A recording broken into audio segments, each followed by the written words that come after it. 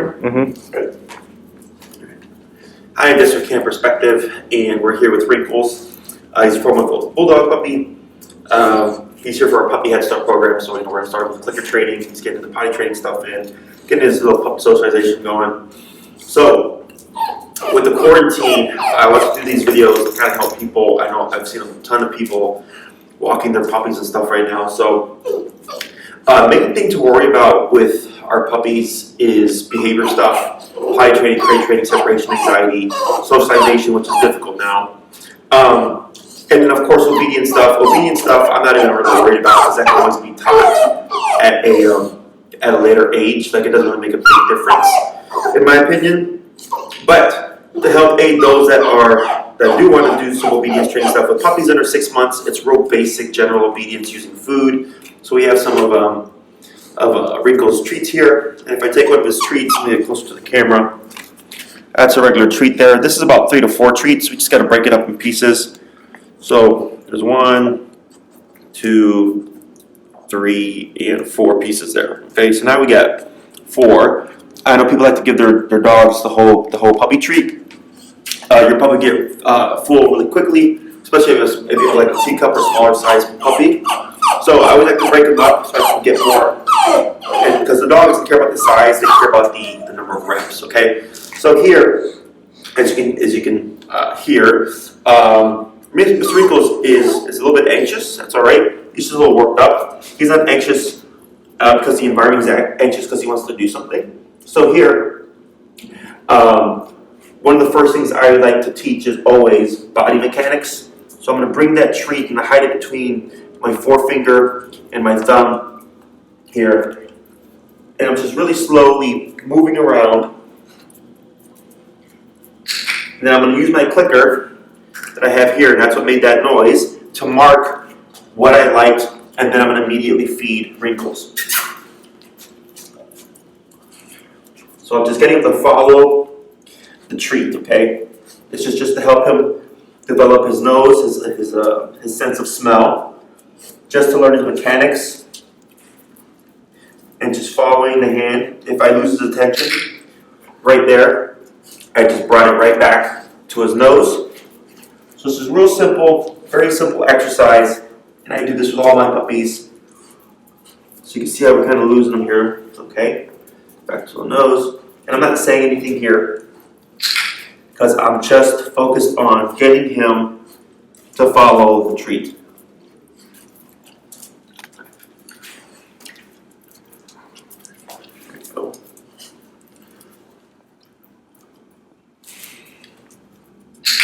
Good. Okay.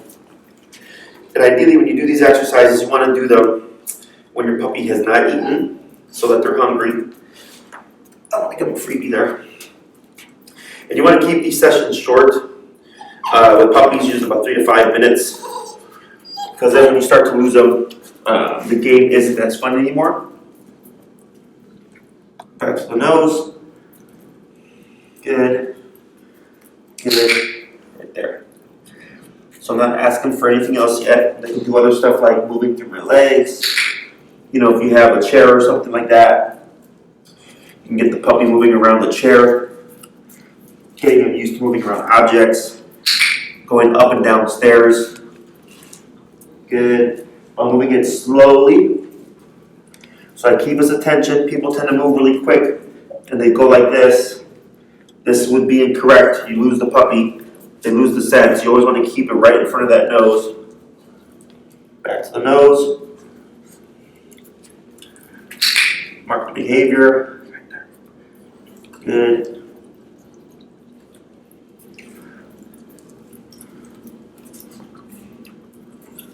Good. Up. Lost him there. And move around. Back to the nose. Movement. Very good. Right. And I personally like to use cheese, hot dog, bologna. I use the real stuff. I don't really use training treats unless the owner brings them. So I prefer to use real human food because you're buying a bunch of stuff that says tastes like bacon. Why don't you just give your dog bacon? All right. As long as your dog doesn't have any kind of allergy issues, of course, or digestive issues, because that can happen. If that's the case, then you're kind of stuck. Alright, so now, progressing from that, get away. We can start shaping behaviors. So I'm going to shape the sit. Go slightly up. He's backing up a little bit. So we use some tension from the leash here to limit his range of motion right there. And a boy. Now he probably knows sit already from his parents. So I'm not using any words quite yet. Drop it. There we go. So back to the nose. Slightly up. Using tension on the leash just to keep him in place. Good. Now and I'm not worried about him keeping that butt on the ground. I just care about him learning the motion. That's it. There you go. Okay, what I also like to do is click for coming out the sit.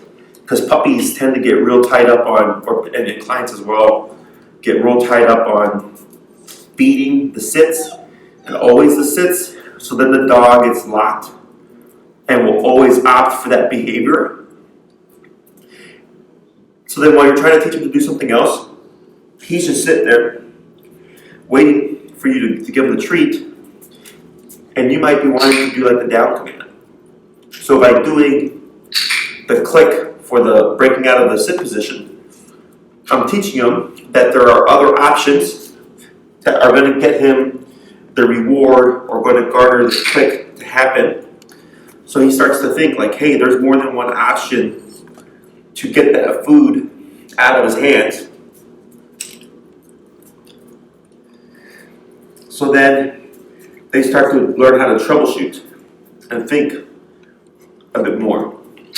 But you can see how every time I'm doing something with him, I'm keeping the food right in front of that nose. And if I do have to move my hand and reposition, like I'll do it here, you can see right away I'm placing it right in front of his nose. Back to the nose.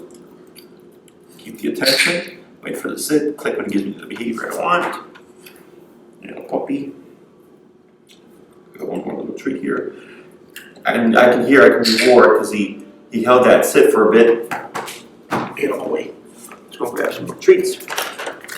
So when you're working on a training session with your puppy, they actually learn very quickly, and I can teach a number of behaviors within a short session, and that's actually what keeps them interested because I'm covering so many topics that they have to really pick up on things. And but for the average dog owner, because you're not a dog trainer and you're learning these skills, they tend to focus on one topic. But if you see something that your puppy do something that you like, I always say click for it. I don't care what it is. If you like it, click it. So right there, he gave me his paw. Let me see if I can recreate that.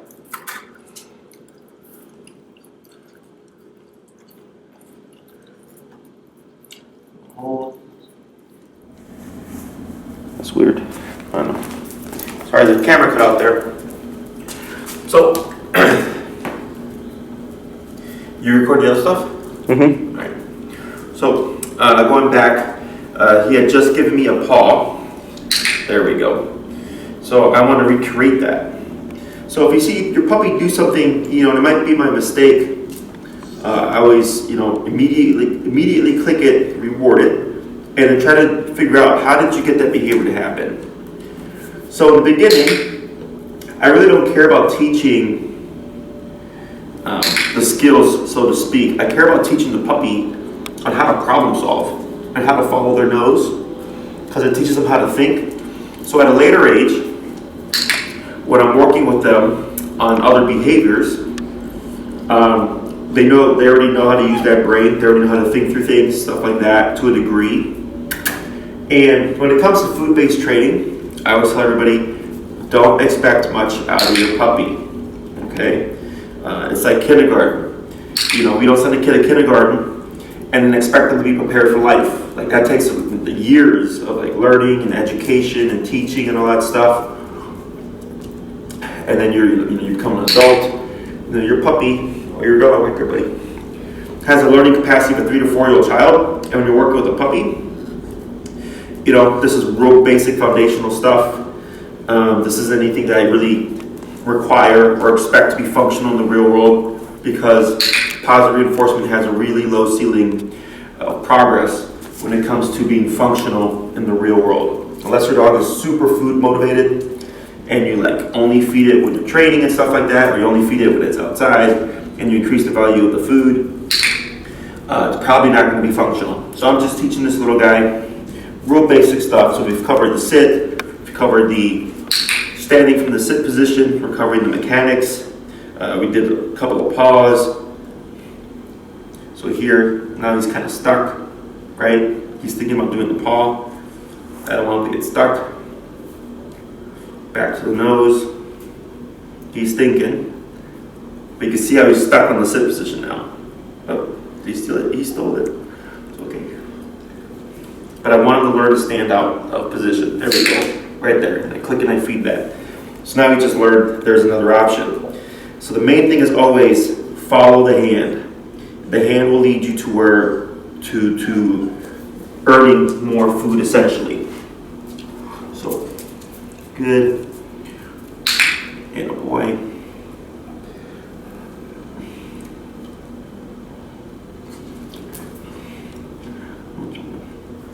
Still got that puppy breath. Good.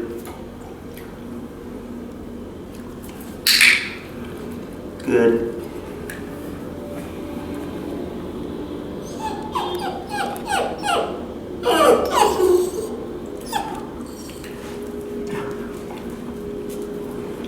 Good.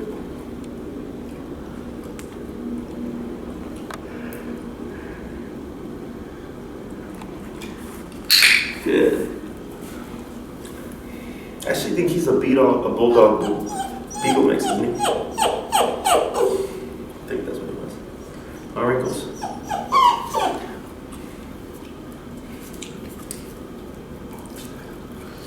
And I like teaching to sit from different positions. And in here, let's see, there we go. If he goes into a down, feed that as well. It looks like he's already got an idea of the down, actually, the way he did that. So they may have already taught him the down.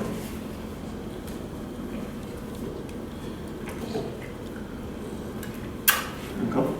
Let's see here. Good, good.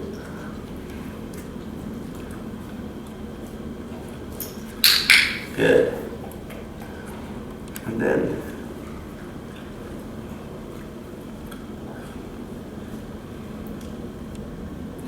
you see how he's stuck in position? So I want to teach him to get out of that position. Come on, you. Come on.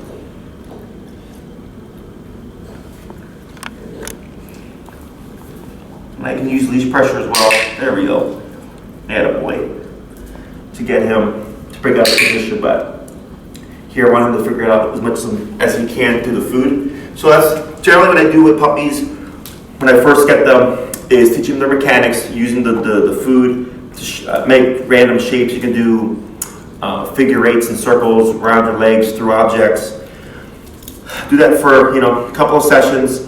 You can bring in the sits and all that stuff as well, but I don't worry about teaching the word. I just worry about shaping the behavior first.